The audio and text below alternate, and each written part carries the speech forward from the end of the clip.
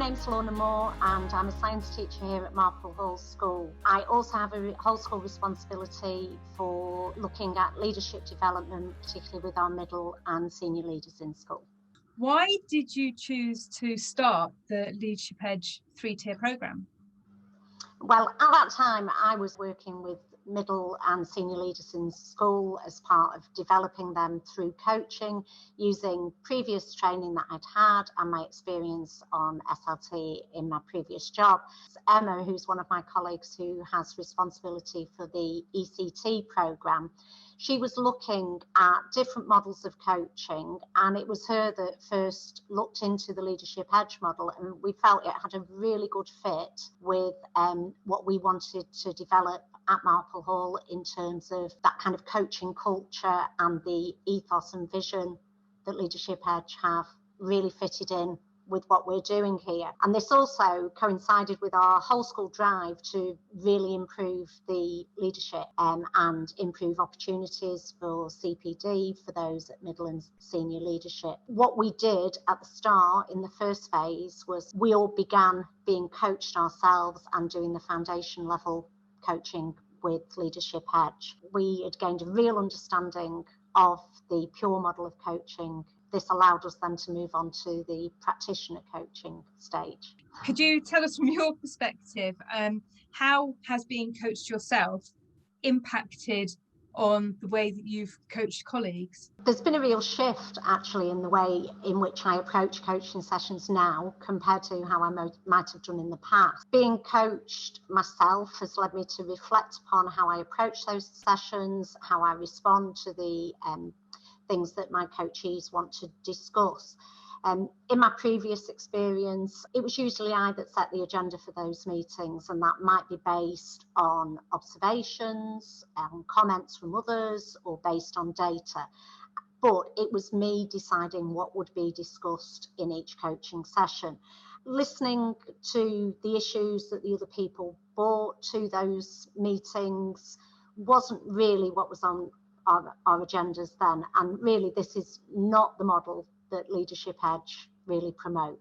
The pure coaching agenda, where it's purely the agenda of the coachee, is something that can get lost in the busyness of school life, can't it, when there's such a big agenda and so many priorities. You've seen the value in it to continue with the cascade model.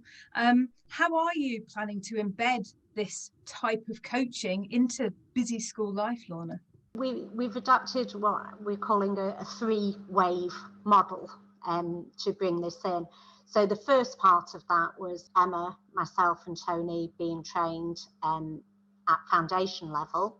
And then we moved on to the second phase where those people who we coached in that first phase are now looking at becoming practitioner coaches themselves. So they're working with our curriculum leads, so part of our middle management team, and they are practicing their coaching skills with them. Tony, Emma and I are working with our department leads and we are coaching them. So what we're hoping is that all of our middle leaders will experience coaching at the foundation level. Yeah, that's really exciting, Lorna, to hear about the whole school nature and exposure that people are getting to this coaching approach. What challenges have you faced in trying to embed this? The first one was initially some staff were suspicious as to why they were being coached. Why had they been chosen to have these coaching sessions? This has been a real culture change for us, moving away from this idea that you're only coached if you're not doing your job properly, if there's something wrong with what you're doing, or you need to do a better job. We're now moving towards the idea that actually coaching is something that's just part of our continual professional development. We offer it to everyone, and it's that opportunity to have those conversations where if we have this culture where staff can think for themselves, they are empowered to be self-confident and solution-focused and problem-solving, then they will pass on those skills. We'll move away from this kind of structure where we're continually providing staff with direction and instruction and answers, and we don't allow them to think for themselves, they can become overwhelmed with other people's problems and not actually have time to be working strategically on the things that are important to them. Secondly, we had some staff who were reluctant to prioritise the time for coaching. And again, this wasn't something that was easy to overcome, but the testimonials that we had from staff who had already experienced coaching were really instrumental in overcoming this barrier. When the people who've been coached can articulate the difference it's made to their working life, how they manage their staff, by prioritising time for the coaching session, it actually allows them to reflect on what they've got to do and how they might approach it. Actually, by identifying those key priorities and the actions they're going to take, it actually saves them time in the long run. When they tell others about how that coaching has transformed the way in which they work, they actually become advocates for the coaching process. We don't need to do the convincing anymore. They do it for us. And lastly, my third point in terms of our learning experience in embedding this culture at school is really we need to learn to walk before we try to run. This is the same as any change that you might want to instrument in your school.